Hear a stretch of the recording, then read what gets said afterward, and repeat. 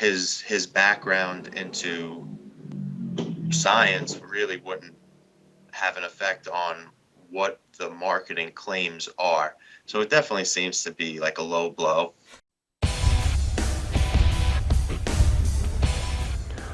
Welcome to PricePlow. Welcome to PricePlow. Welcome to the PricePlow podcast. This is Mike Roberto, the founder of PricePlow, and I'm honored to have James Manfre of the Supplement Counsel here. The Supplement Counsel is run by the Collins, Gann, McCloskey, and Barry law firm, I believe, up in New York. And so for all of you who are coming here to see a taste testing comparison of Bang versus Monster, you are sadly mistaken, because instead we are going to be talking about a lawsuit between the two instead. So Jay, welcome to the channel. How are you doing? I'm great. Thank you for having me. I appreciate you bringing me on, and I'm excited to dive into this. It's an interesting complaint that we've seen so far from Monster. Okay, great. And so to really quickly introduce yourself, you are an associate lawyer with the law firm that we just mentioned, and part of the Supplement Counsel. So, and you recently wrote a blog post about a completely separate topic. On the PricePlow blog that I can make a link to in the description, talking about CBD and the current status of that. But you are a barred lawyer and all that, right? Correct. I'm an attorney here at Collins, Gann, McCloskey, and Barry. I joined the law firm approximately a year and a half ago, and I graduated law school about 4 years ago. So I've been a lawyer now for 4 years, and this is by far the most interesting field of law that I could have ever imagined myself getting into. Are you talking about like the dietary supplement industry in general? Correct. So when I was in law school, I had no idea that dietary supplement companies needed attorneys, and come to find out that Rick Collins created this whole niche area in New York, which is in Mineola, about 15 minutes from where I live. So I came in and it's far exceeded my expectations. Excellent. So the Supplement Counsel, if I gather correctly, so Rick Collins is obviously notorious or well known for always being on the forefront of the more hardcore side of things. But it seems like he's building out a full service kind of law firm if you're a dietary supplement company. And you guys talk about labeling and the health claims and marketing materials, and you could cover cases like this if it were to happen. Is that correct? Correct. So Rick began the practice over 20 years ago, maybe a little longer, and his practice now is focused on defending individuals or companies that are involved with performance enhancing chemicals or sports related matters. And as part of that, we counsel dietary supplement companies and food companies on regulatory compliance, what they could say on their labels, what they could say on their websites, what is high risk, what is lower risk marketing, and we help them with their contracts, various different things. But they've had this area of the firm going for, I want to say, 15 years now.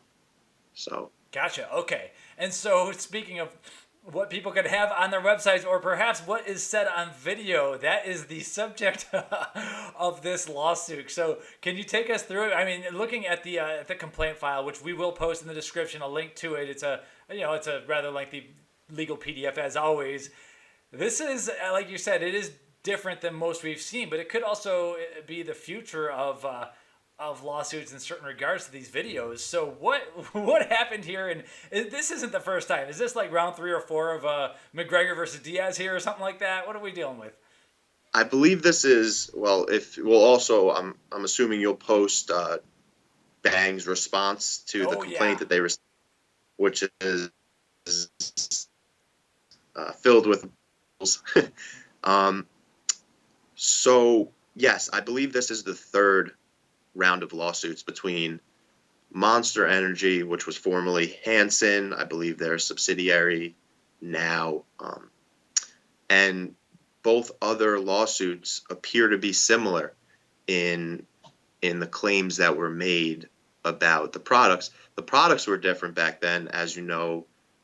VPX had Redline and Redline Extreme, so those cases covered those products, and I believe the outcome was beneficial towards VPX, but this seems to be the third go around of a legal battle, sort of a rivalry that's been ensuing between the two. Yeah, and looking at the data that's kind of shared in the lawsuit, you can kind of get a glimpse of the size of these companies, and Monster is definitely more of a Goliath in this situation. I mean, they've what does this say? They it seems like they spend more money on advertising than VPX may even make in terms of total revenue, like something like along those lines. So I'm not sure if you can quote what's in the PDF Well, yeah, there. I have it in front of me. I'm actually looking at the complaint. Just as a lawyer, you like to be prepared with these documents in front of you. Mm-hmm.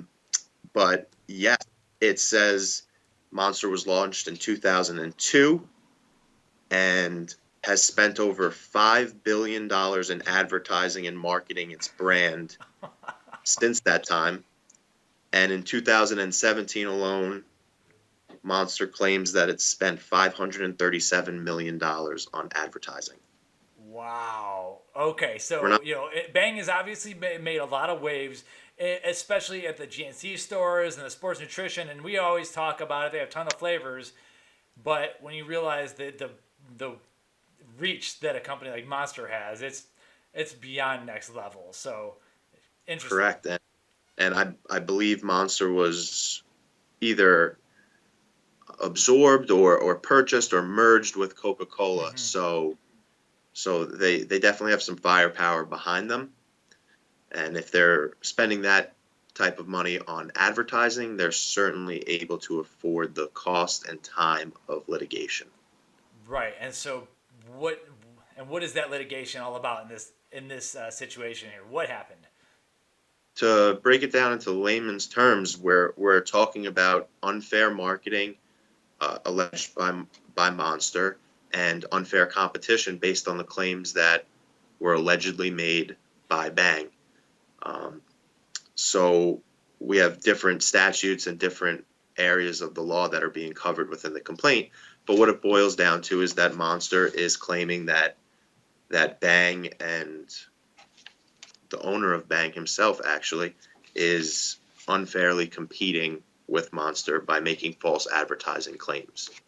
Okay, but aren't some of those false, like if they were what we'll consider false advertising claims, isn't that the Federal Trade Commission's job? Like, or is this part of the whole, supplement companies started suing each other after Prom and Coke started suing each other, and the Supreme Court, I think, decided that they are allowed to sue each other under the Lanham Act. But that was over a labeling kind of thing when we were dealing with amino acid spiking. This is more of like one company suing another company really over what the CEO said about their own product, though. It wasn't like Jack wasn't attacking Monster, so can they sue over this? Correct. So what we're looking at is whether or not, and this will be a point of argument. It's a good point that you brought up, is whether or not this is within the FTC's realm, Mm-hmm. the FDA's realm, which is known as, do they have the primary jurisdiction over this? Is it for them to decide, or is it for individuals to decide? And under the Lanham Act, a individual corporation who is being injured or allegedly injured by another competitor's actions, they can bring a claim if it falls under a state, if it violates state law. So they're not, as you can see, at this point, they're not suing federally. It's not under federal jurisdiction. It's in the Central District Court of California. Mm-hmm. And that's another interesting note. Why is it in California? For one, Monster's principal place of business, although they're a Delaware corporation, they're in California. VPX is obviously in Florida, so you have diversity of jurisdiction there. But what is beneficial about California is, as you've seen, a lot of these supplement cases and advertising cases are brought in California because the courts seem to be more friendly to plaintiffs there. So it Okay, could be a strategy. but if Monster is suing VPX Sports within California, and let's say they did win, for instance, can they only collect damages from like the sales in California? Is that how it works, or does it somehow become national after that? I'm not sure. I believe that Monster will, without a doubt, be seeking damages from all the profits throughout the United States that were made that violate or that they claim violate the Lanham Act and unfair competition. Whether or not the court will agree or whether or not it'll even get that far is Right. something that we'll have to wait and see. But potentially that's what they would go after. Right, and so, and so, what did Jack say? So Jack being, and he's labeled as, first off, he is individually sued in here as well as the company VPX Sports at Florida Corporation and John H. Owoc, aka Jack Owoc, and so they are suing the person as well as the entire company. So maybe you could help like break that down, because we see that a lot, and I don't think we've ever had a lawyer kind of explain that part. And then we got to get into like, what did he say? Yeah. So first, yes, Jack is named, and it specifically says as an individual, as well as VPX, the company. Why he would be named is likely Monster is trying to pull in the fact that his videos were him making certain comments that Monster doesn't agree with, and that they see as advertising towards the company. Whether or not he'll stay in the lawsuit, I think that one of the initial arguments, one of the motions that'll be filed will be a motion to dismiss Jack from this lawsuit. You see it often where owners and individuals are named in corporate lawsuits. Most of the time they get out unless they're doing something egregious or that is directly injuring someone. I would think that Jack would be getting out of this lawsuit, or at least his attorneys will be trying to get him out. Right, But what's because it was posted through like the VPX Sports website or YouTube channel or whatever it may be, and it's not like he went and physically punched someone out of his own thing. It had nothing to do with the company. It was actually done on behalf. It was done as a part of VPX Sports. correct. Now, I'm not sure whether or not certain actions could bring him into the scope of acting as an individual. That's something that we'll see throughout this litigation. But what's interesting is in the other Monster lawsuits versus VPX, I did not see Jack named as an individual. So it could be a strategy here, a tactic, but we'll have to see whether or not he gets out of this early, if he's dismissed from the litigation and not named as an individual, and then the case will proceed against just VPX as a corporation. Mm-hmm. Okay, and so we got to get to like what are the claims here in this suit? Well, there's a number of different claims that Monster brings up as being problematic. One is the use of the term super creatine. It appears on the label in large font. If you've ever seen a Bang energy drink, I'm sure everybody watching has. And they're claiming that super creatine is nothing more than water-soluble creatine. Essentially, Monster creatine. is saying this. Monster is saying that, correct. Gotcha. So they're saying that marketing super creatine as being 20 times more effective at reaching the brain than other forms of creatine is misleading. Okay. And that's where we get into the false advertising, misleading claims. But super creatine is definitely a large point of contention in this lawsuit, whether or not it is more effective, whether or not it can reach the brain faster and deliver effects that are superior than regular creatine is something that they'll bring in experts over, they'll argue about, they'll file motions about, and that will be fleshed out. The other claims are aimed at what was said on the YouTube videos. Monster is claiming that Jack's video, which I'm sure you can link to if you wanted to, or right. you can go see. But there was talk about whether or not certain ingredients can help reverse mental conditions or forms of dementia. And now, what the argument will be in that, sorry, what the argument will be there is whether or not those claims were made about the ingredient, whether it was made about the product, or whether it was made about the scientific studies in general. And that's something that'll get fleshed out. Okay, so yeah, to further mention it, so they have a bullet point. So I'm just gonna read it straight up.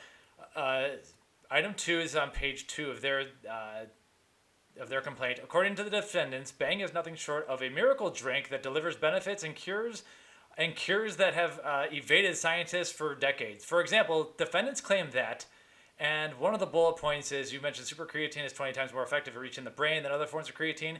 This is false, they say. Then the next bullet point, consuming Bang can, quote, reverse mental retardation. It cannot, they say. And then the next bullet point, consuming Bang can also help cure Alzheimer's disease, Parkinson's disease, Huntington's disease, and other forms of dementia. And then they say it cannot. So, like, once you bust out the A word, Alzheimer's disease word, or Parkinson's, and I know you're kind of hesitant to say it, but like that, hey, it's listed right here in the PDF file. You got to be careful. And so, I think a lot of probably how is it going to work? Like, they're going to talk about the scope. Like, was he talking? You mentioned he wasn't. Where does the law stand? Like, can I even mention the A word at this point, or is it so? Or do we have to be talking about a specific study that had happened in the past? Can we talk about an ingredient that's been studied? If it's in the product, like what do you think you could do? Like, what would you advise someone? So it's a pretty complex issue, but to boil it down, when you have two different categories here. You have dietary supplements, which can make structure function claims. Omega-3 support heart health would be a structure function claim, for example. Those are permitted under the FDA regulations so long as you have the scientific studies and tests to substantiate your claims. Foods that have a nutrition facts panel are not permitted to make non-nutritive structure function claims. What that means is that any claim that is made on a food needs to be related to the nutrients in that food that have recommended daily values. Carbohydrates, protein, fat, calories. If you start making claims about ingredients that don't have recommended daily values that are included in foods, you start teetering the line of whether or not you're making permitted claims under the FDA. Okay. Disease claim. Yep. Keep going. So any claim, whether it's on a dietary supplement or a food, that makes any mention to cure, treat, diagnose, prevent, or somehow affect a disease, Alzheimer's, Parkinson's, there's no dispute that those are diseases even in the name of the condition.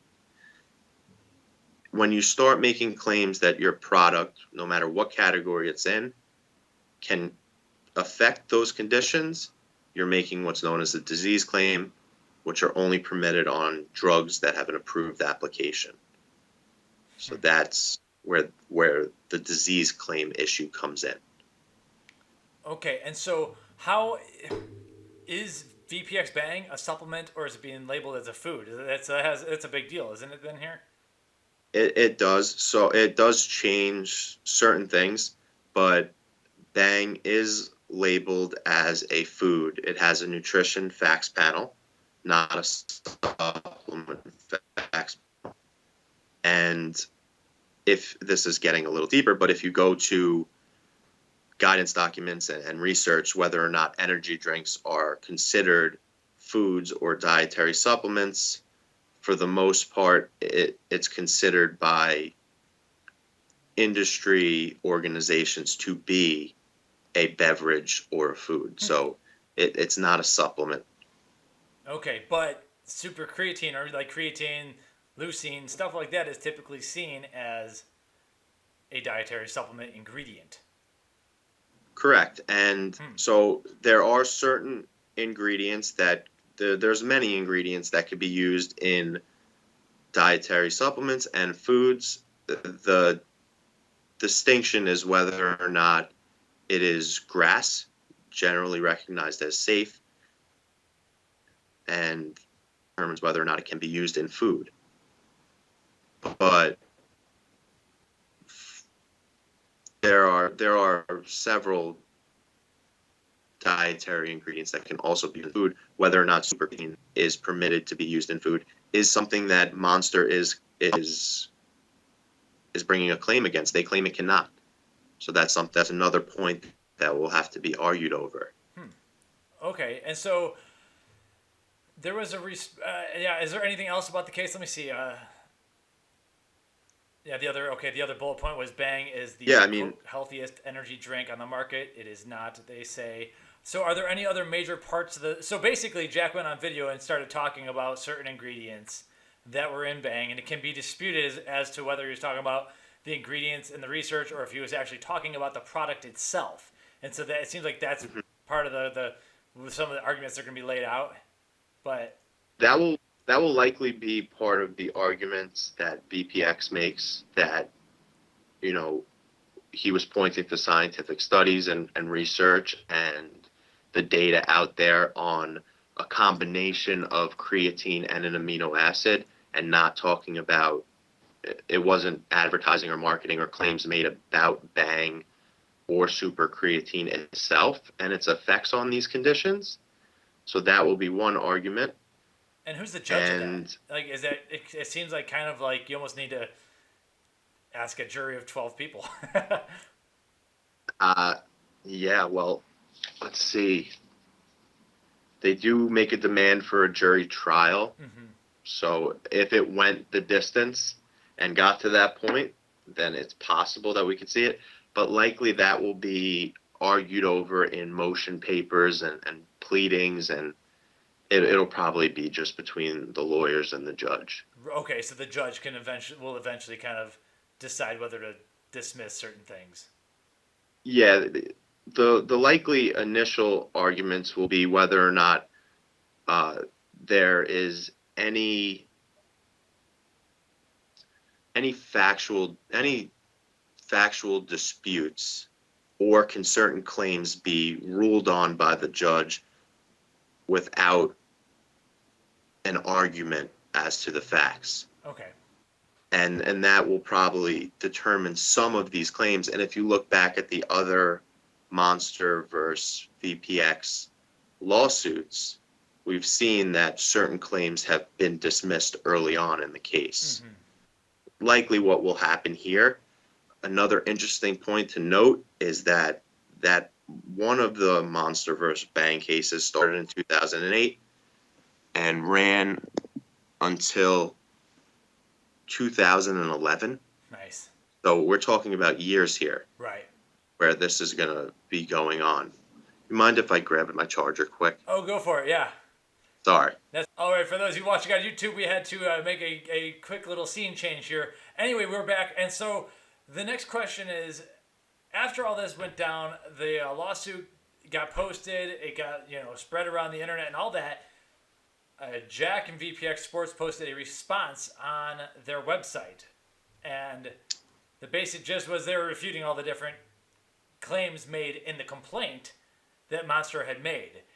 And at this point, if you read it, we got a link to it, and I don't know. I'm just gonna read it verbatim because that's, and not the whole thing because it's long, but it is. Yeah, I gotta read some of this stuff because you're gonna get an idea of who Jack is at this point. I've never met the gentleman in person, but I would love to. And so Jack's responding to a claim regarding Bang is marketed as modern day snake oil kind of situation.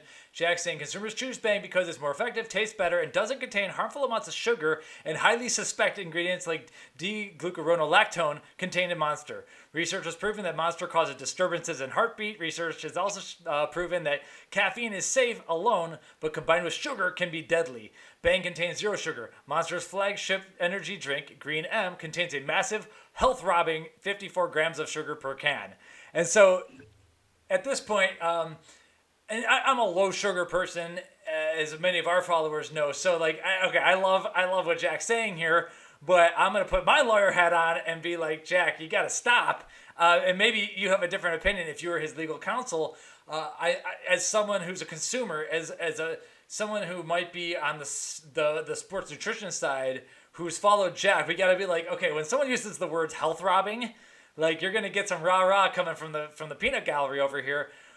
But is this a bad idea per legal counsel?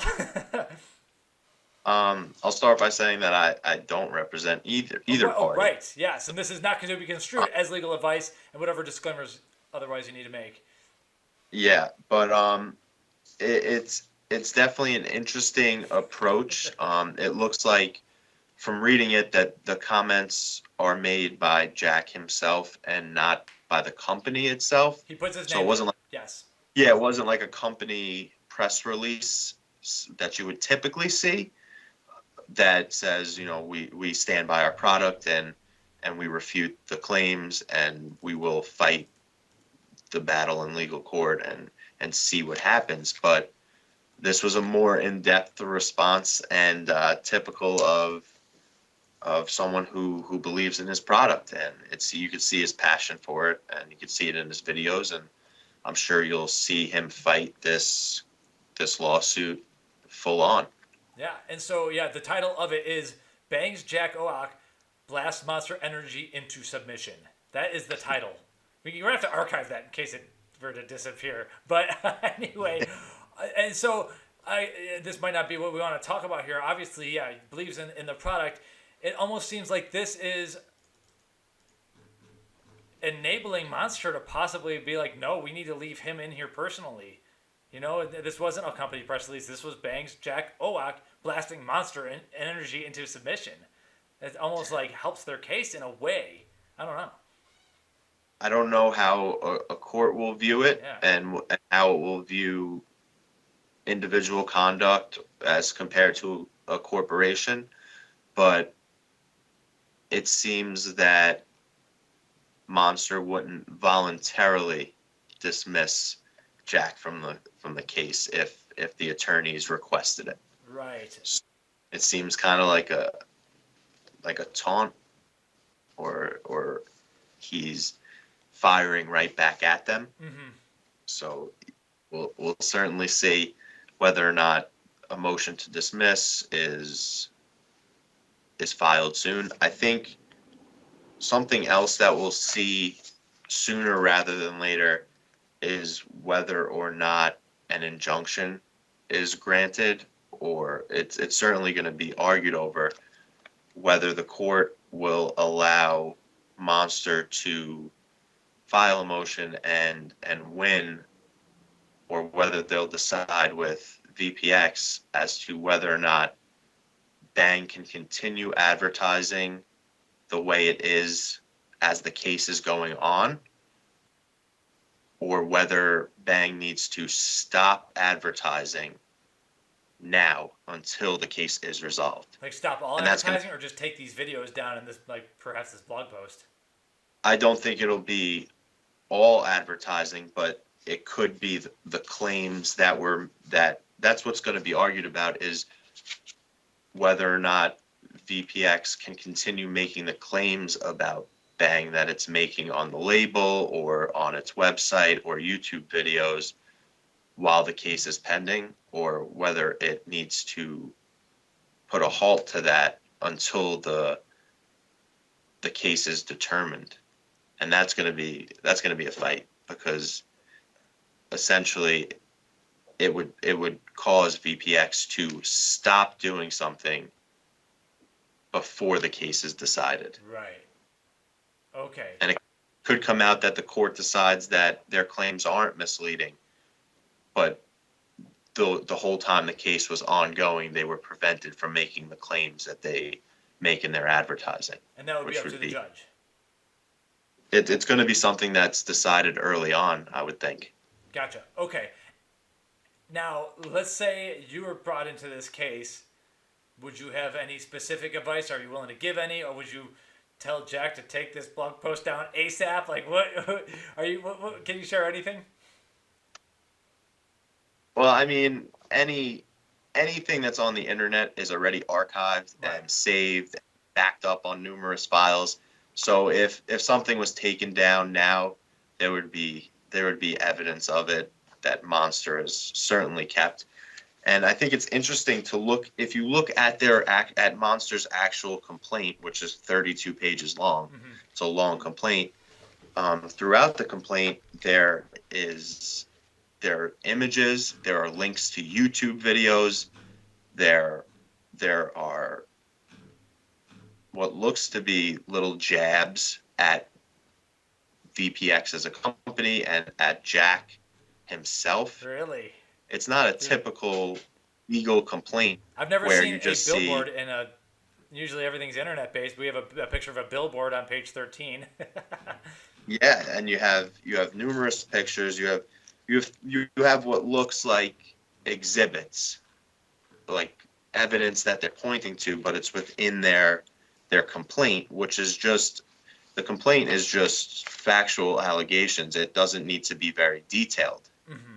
And usually legal complaints aren't very detailed. They're boring lawyer documents Mm-hmm. that get served onto an individual or a company that puts them on notice of what the claims are against them. Doesn't need to do much more than inform the defendant as to what the allegations are that are being made against them. This is way more colorful and easier to read than a legal complaint, Mm-hmm. because it's riddled with pokes and jabs, and I mean, Do you have any examples? And what might the strategy be behind that? Is that on purpose? Is this all in all a marketing stunt to get guys like us to talk about it even? Like, did we just fall into the trap ourselves? I don't know. It seems like they've invested a good amount of time and resources into developing this case and researching it, and I'm sure the legal fees are not Right. cheap. Mm-hmm. So, let's see.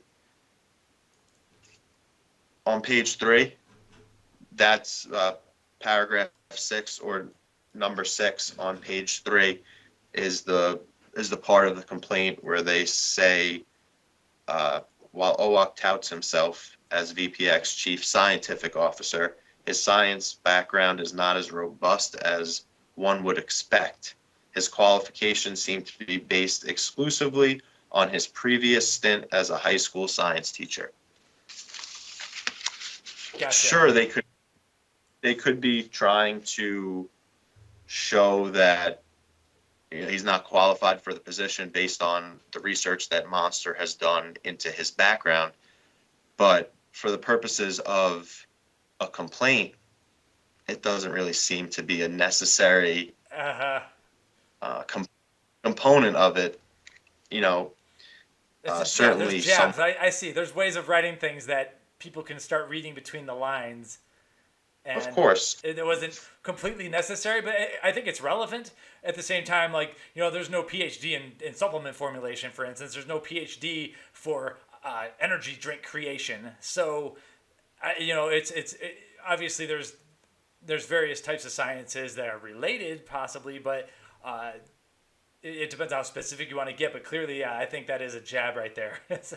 Well, I mean, also, for all we know, I mean, Jack may have not come up with the marketing campaign himself. So his background into science really wouldn't have an effect on what the marketing claims are. So it definitely seems to be like a low blow. I mean, On page 3, also the paragraph above, they talk about they make a statement that says, which is an odd thing to say unsolicited unless he has a guilty conscience. Oh wow, I missed that part. I've never Yeah, seen anything like that. yeah. I mean, having a guilty conscience isn't a legal claim or a violation of any statute that I know of. Right. So whether or not he has a guilty conscience would have nothing to do with this lawsuit. But if you read the whole complaint, you kind of get a flavor for, no pun intended with the flavor, but a flavor for where Monster's going with this. There's a ton of other allegations. Okay, I want to read this whole most of this bullet point 5. So what looks like, I'm going to read the entire point 5 because I think it is interesting. In what looks like projection, Owoc claims the company was founded based on his quote disgust for unscrupulous supplement manufacturers who are intentionally mislabeling their supplements and ripping the public off. ... This is why VPX Bang ... does things differently. End quote. And then now this is Monster continuing. As part of the marketing, he goes on to affirmatively say that his company does not, quote, engage in unethical and deceptive advertising practices, end quote, which is from vpxsports.com/about us, which is an odd thing to say unless unsolicited unless he has a guilty conscience, which is an odd thing to say unsolicited unless he has a guilty conscience. I've never seen that in any of these legal documents, and not even like some of the more flamboyant high-tech stuff. Yeah, wow, and that's coming from Monster. Oh, this is clearly a rivalry at this point, huh? Yeah, I don't think these two companies are too friendly with each other. And if you the same page, I mean, this page 3 is pretty good. If you go to paragraph 4, Monster's alleging that the VPX logo itself is misleading because it resembles the RX symbol that's used on prescription medications. And the fact that Vital Pharmaceuticals is not a pharmaceutical company. Mm-hmm. Is it going to be the most important factor here? No, but it seems like they're throwing out every possible argument that they can make within this complaint, and then things will get pushed away as the motions go through. Right. But peppering and jabs like that. Okay, kind of warming up the case as it goes on. That's very okay. That's interesting. It is. So that's okay, and so I think it's big news when these two companies, which are obviously people are passionate about their energy drinks. We post an energy drink review, it gets a ton of reviews or a ton of views, and it's just like it's just a flavor, guys, But people are obviously very passionate about it, and it's clear that these companies are even more so. And I would have thought that this would have been a more professional document, and it's not. If Jack was suing someone, it would probably not be as. I would expect this coming from the other side. I'm a little bit more because they know that he does have that zing and that flair. I would not have expected this coming from Monster, which makes it kind of more fun. Yeah, it's certainly interesting. It's easier to read for the general population who may not be versed in reading complaints and answers and motions. Those can get those could put you to bed if you're not careful. If you're not drinking an energy drink, you'll be sleeping. But yeah, this one's colorful. Monster even goes on page 4 to talk about VPX's past history and different cases and different actions that they've had with the National Advertising Division, with the FDA sending a warning letter. They're bringing up pretty much everything that they can on VPX throughout this complaint. So you can tell that there's some bad blood between the two. Yeah, they're going back to 2008. Interesting. Okay, so what's your next step if you were legal counsel? Do you start making motions to get a lot of stuff dropped? Like, what would? Well, the first thing that Bang has to do before they can do anything is answer the complaint. Right. Okay. And what the answer is going to do, it's going to admit, deny, or state that they don't have an answer to the allegations that are made in the complaint. I would expect to see a lot of denials in their answer and not a lot of admissions. What you'll typically see is something like,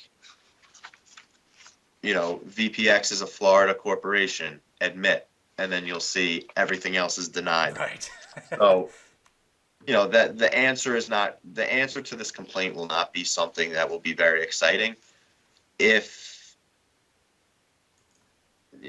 I was to guess what would be one of the next things that would happen, it would probably be VPX looking to get Jack Owoc dismissed from the lawsuit as an individual. That seems to be the most practical approach in the beginning. And then, we may see some discovery. As you can see at the back page, what you see on page 30 to the end is the prayer for relief. What does Monster want out of this? So this is where you can kind of see that there's some serious demands here for Monster. An order permanently enjoining defendants and their agents, etc., from falsely claiming in any advertising or promotional communications that Bang has certain qualities when it does not. So they're looking for an injunction there to stop VPX from making these claims. But look at letter C, an order directing an accounting of all gains, profits, savings, and advantages realized by defendants from their false advertising, unfair competition, and other violations of law as identified above. So they're looking to see how much money has VPX made. They want an accounting of it, and they're going to want damages for it if they're successful. And okay, but how would they prove damages? It's not like I don't.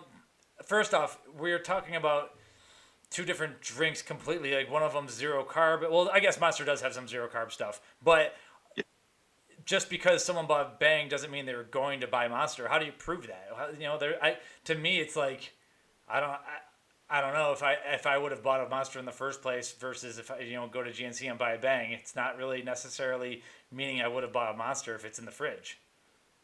Correct. There's certainly going to be, if it gets to this point, there'll be experts, economic experts that will weigh in on, what was the impact of Bang's marketing, what percentage of sales were taken away from Monster as a result of VPX's advertising. That's a difficult thing to show. You're correct. It's not easy. I mean, how do you accurately gauge whether or not a consumer would have purchased Monster and not Bang based on the advertising? How do you know that a consumer doesn't just like the taste of Bang better than Monster and pays no attention to the marketing claims? Right. That would probably be the majority of people, in my opinion. It's difficult to show, but yeah. I mean, it's going to be based on a number of factors, including how many sales were made, when they were made. Did Monster lose sales? Can they show that they lost sales when VPX hit the market? It'll be interesting to see if they could do any of that. But yeah, it is a difficult thing to prove and to show. I see. And so the next thing we're looking for is an answer to this complaint, which might be colorful itself. How long do you usually have to answer? Is it like a 30-day thing or something like that? 30 days unless you ask for an extension. It might be 20 days. I'm not sure what it is in California, but it's something that's easily looked up online if your viewers were interested in searching. But it shouldn't be too long unless VPX asks for an extension, which are usually given pretty freely between attorneys.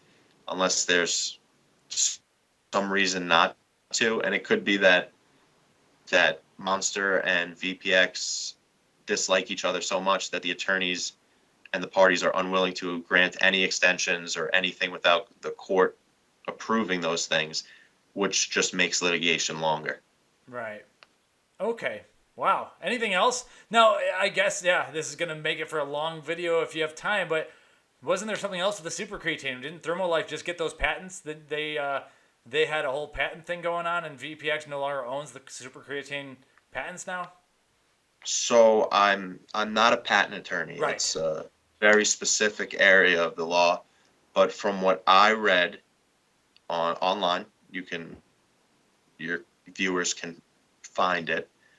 But the United States Patent and Trademark Office re-examined the super creatine patent, and this was brought on by Thermolife, who was claiming that in Russia, their partners actually are the creators of this patented ingredient suit that's called super creatine by VPX, and that Thermolife is the owner of that patent in the United States.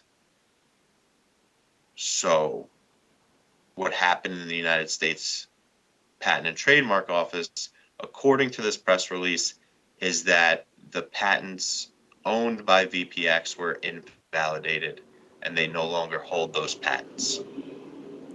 Wow. Okay. So a lot of And I believe that's going to be appealed. So there's going to be further arguments about whether or not the Patent and Trademark Office ruled correctly or decided correctly. Mm-hmm. But as of right now, the press release that I read on October 3rd, it was released. Okay. That's what it stated. Interesting. So obviously we go to these trade shows and we see Bang energy drink is always the talk of the town. Now there's a lot of companies coming out with cans. You know, I'm holding one right now. It's kind of a competitor or a different category in a way, but like there's a lot of companies that are going into this space, but people have seen, and Bang is always all plastered all over the place. They always have the booths, they have the noise, they have the dancers, they have the music, and it seems like they have the target on their backs. I'm wondering if a lot of this, and it seems like, you know, this isn't the first time with Monsters, so I'm wondering if a lot of this is just because they're starting to really put a dent into this market, and it's a very, very, very big market that Monster owns, and they're trying to get, and Monster is just trying to stomp them in any way they can. At the same time, this isn't the first time, so this isn't the first suit. But it's like we always are seeing Bang, and a lot of people are gunning after them, is what I'm trying to get at. And Thermolife just took out a big piece too, it seems like.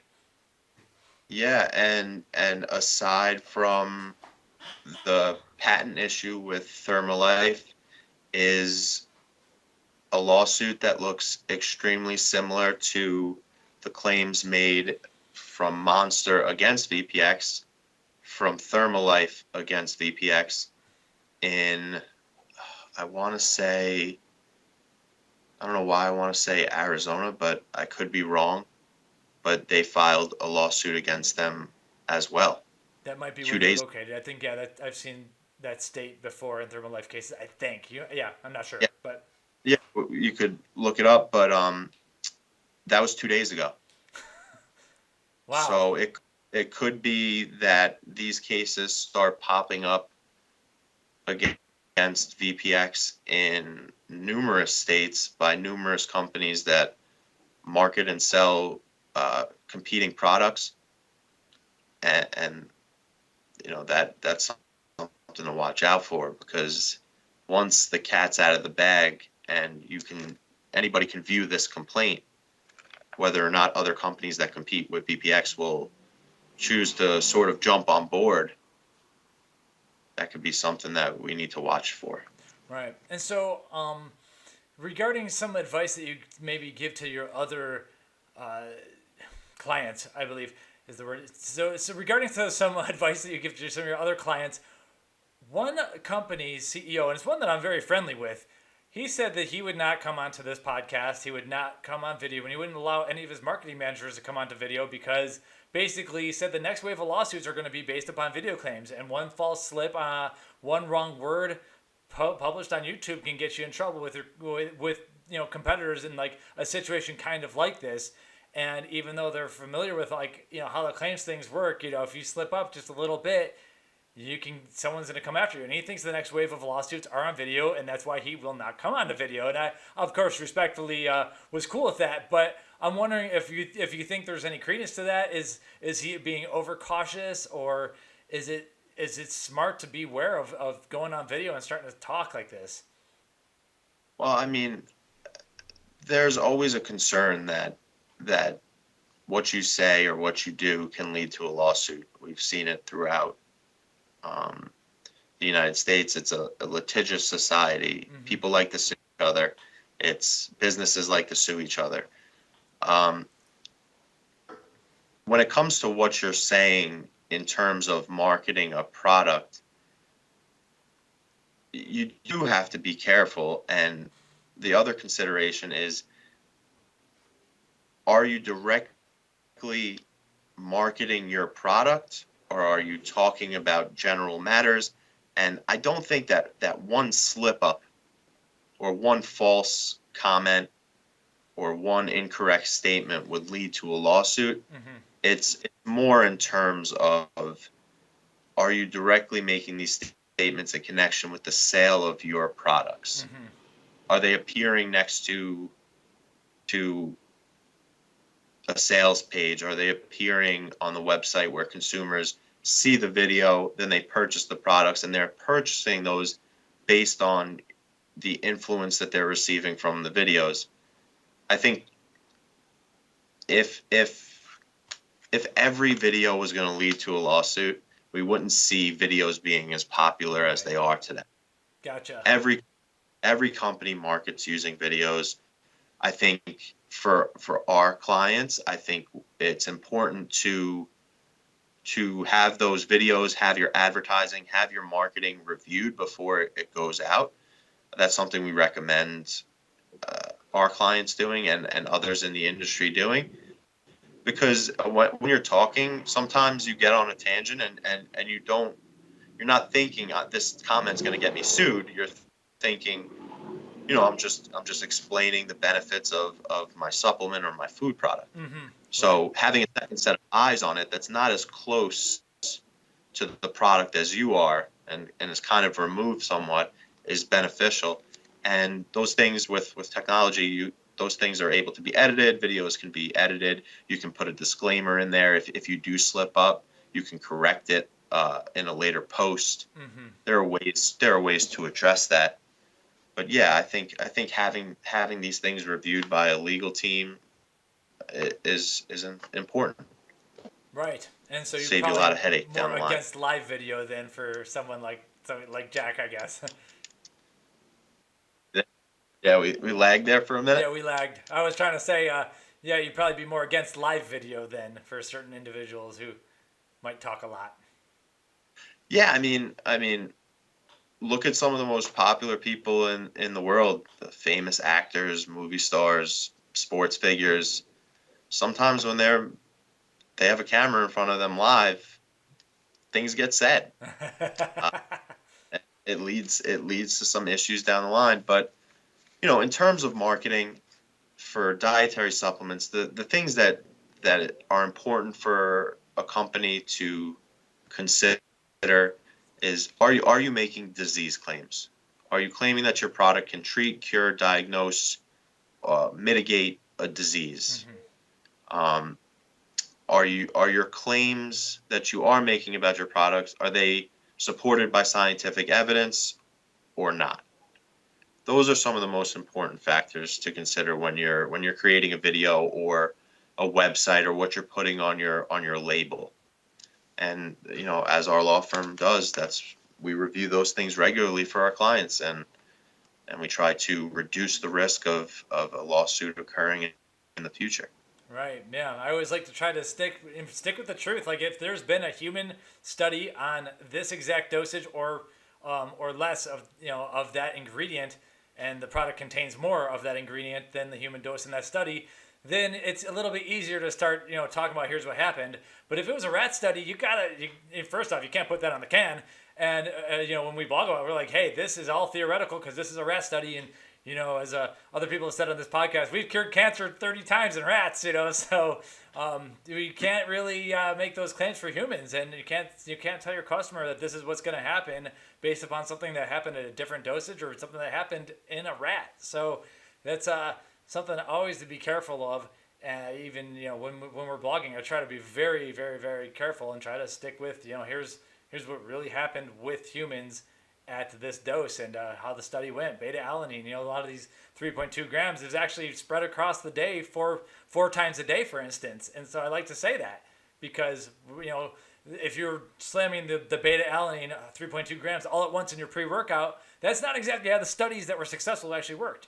So I'm not sure how crazy we can get with those kinds of claims, but I at least like to differentiate as much as possible that, hey, here's what really happened. So you're going to try to get close to the clinical, but even then, the study was a little bit different. And so that's what I'm trying to do my best of, but it's definitely got to be a challenge, especially once you're printing a label or you're selling a product right on that website. You got to be careful. Yeah, and I think consumers nowadays are focused a lot more on transparent labels. What's actually in the product? I want to see it. I want to see the dosages. What are your claims based on? Consumers are becoming more sophisticated, and they want to see the evidence of it. And of course, there's always going to be a level of marketing that, you got to sell your product. You got to differentiate yourself from the other products. And as a lawyer, I understand that. But, there are certain considerations that need to be kept in mind when you're doing those things, especially when you have the FDA, the FTC, and then, as we can see, private attorneys that can come after you. Absolutely. Well, Jay, thank you so much. I don't have any further questions for now, but we are definitely looking forward to the answer to this complaint and can keep things up to date. I'd like everyone to check out Jay's article on CBD that we did, the current status of that, and that's early October of 2018. That keeps changing, so there might be updates on that front. But it's been a pleasure being able to work with you and see where things are right now, and I'm wondering, if there are people who really care about the VPX patent, we can bring our patent attorney or our IP attorneys back in to talk about that situation. But those get way into the weeds. I think the consumers appreciate, and the other brands out there appreciate what you're doing is trying to just explain here's how the law works, and here's where, especially in the case of CBD, hey, here's where it currently truly stands. Despite what other people are doing, this is what the law is, strictly speaking. And so that was a very good article that we'll link to, and I appreciate you writing it.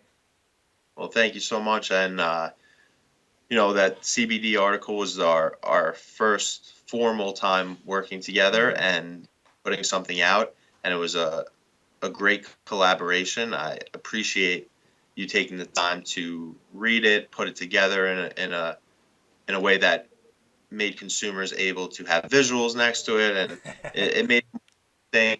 And then the video that you put to accompany it was greatly appreciated. And now this interview, I'm hoping that we'll be working together more in the upcoming future. And I'm sure with these two topics alone, CBD and this lawsuit, will probably keep us busy for the next year just talking about these two topics. But I hope to come in with some new topics, and you and I will be talking, and I really appreciate you having us on. Absolutely. All right. Well, we'll definitely stay in touch, and you have a great weekend. Thanks again for coming on. All right. Talk to you later. Bye-bye.